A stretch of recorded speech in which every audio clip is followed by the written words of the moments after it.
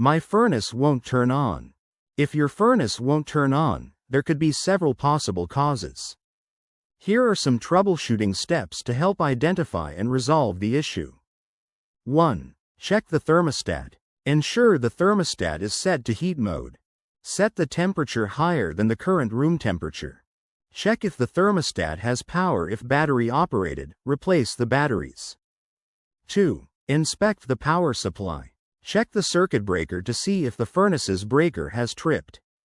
Reset it if necessary. Ensure the furnace power switch, usually located near the unit, is turned on. 3. Check the furnace filter. A clogged air filter can cause the furnace to shut down due to overheating. Replace a dirty filter with a clean one. 4. Inspect the pilot light for gas furnaces. If you have an older gas furnace, check if the pilot light is out. If it is, follow the manufacturer's instructions to relight it. If the pilot won't stay lit, you might have a faulty thermocouple or gas supply issue. 5. Check the gas supply. Ensure the gas valve to the furnace is open. If you recently had your gas turned off, relight any necessary pilot lights.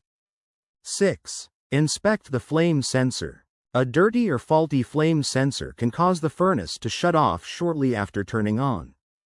Cleaning or replacing it may help. 7. Check for error codes. Some modern furnaces have a flashing LED light that displays error codes. Refer to your furnace manual for troubleshooting. 8. Look for blocked vents or chimneys. A blocked exhaust vent or flue pipe can prevent the furnace from operating properly. Check for debris, bird nests, or ice buildup. If none of these steps resolve the issue, it's best to call a professional HVAC technician to diagnose and repair the problem. Would you like help finding a technician in your area?